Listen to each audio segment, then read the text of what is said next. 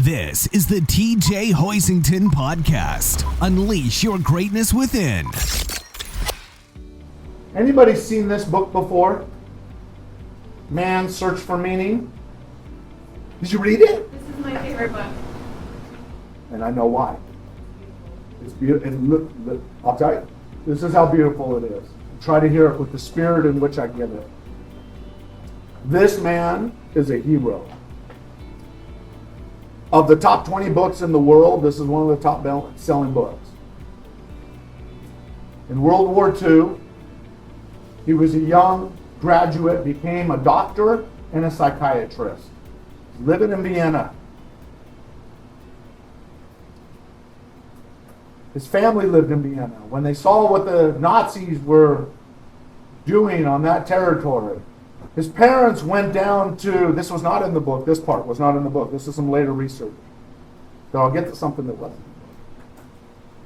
His parents went down to the U.S. consulate to see if they could get visas. They were denied because of their age.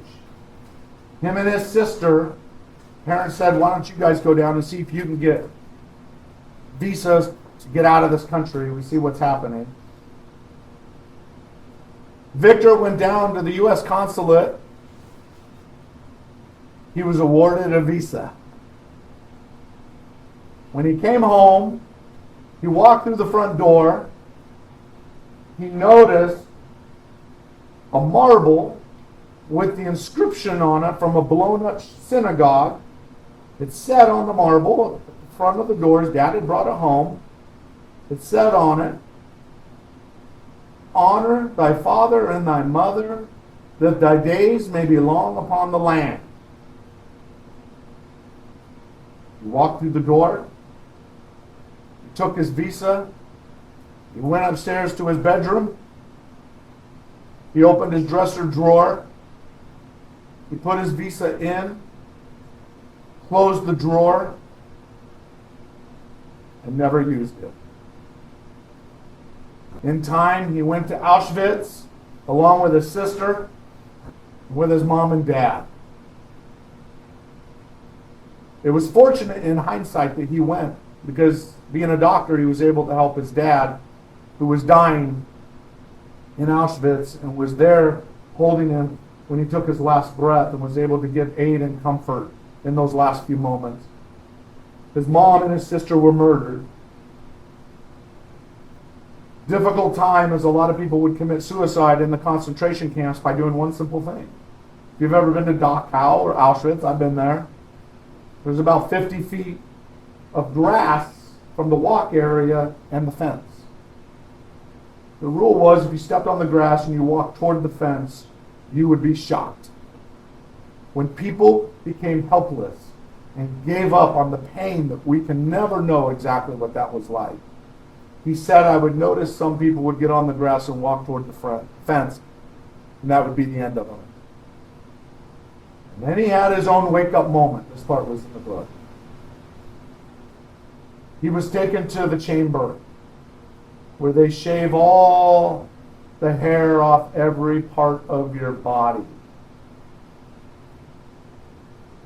He was the last man in that chamber, and they forgot about him for several hours.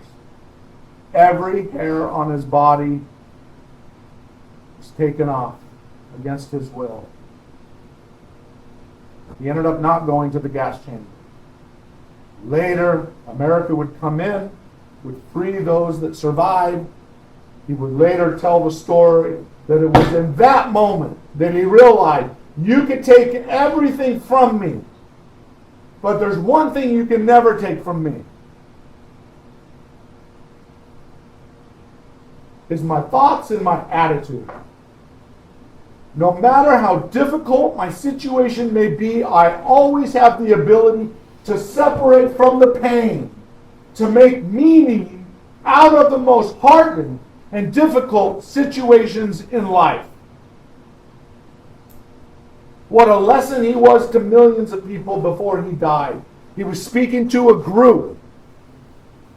He has a hard accent, but a group of college students.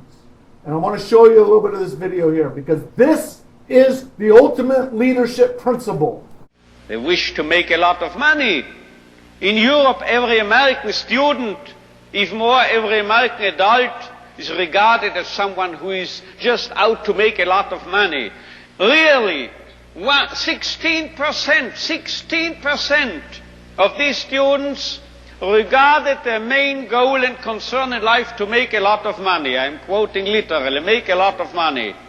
And you know what the top class, the top category, we say category, what do you say? Category was among, you excuse me, but I know I am speaking a marvelous accent without the slightest English. Now,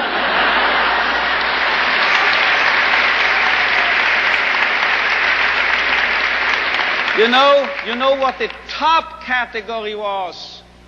78% of these American youngsters were concerned, as they expressed it themselves, with finding a meaning and purpose in their lives. So this is a realistic view on man. And you know, you won't believe it, gray hair, my age, I started taking flying lessons recently. Do you know what my flying instructor told me? If you are starting here, wish to get here, say east, heading for this, and you have a crosswind, you will drift and you will land here.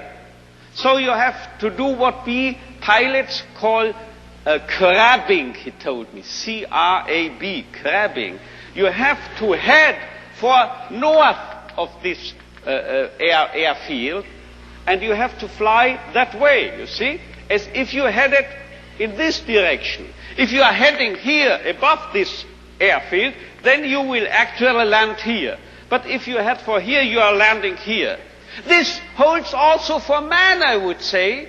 If we take man as he really is, we make him worse. But if we overestimate him,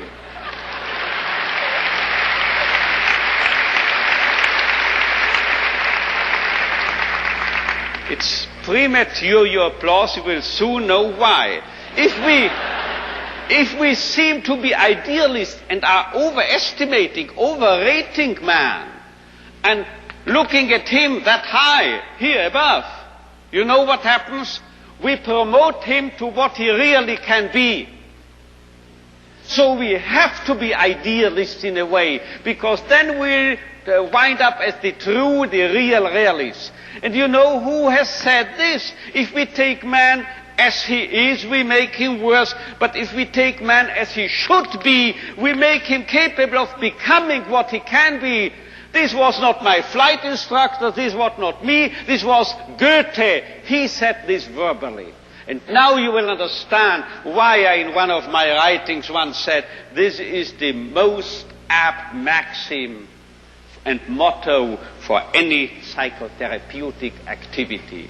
So if you don't recognize a young man's will to meaning, man's search for meaning, you make him worse, you make him dull, you make him frustrated, you still add and contribute to his frustration. While if you presuppose in this man, even in this so-called criminal or juvenile delinquent or drug abuse and so forth, there must be a what we call spark, a spark of search for meaning.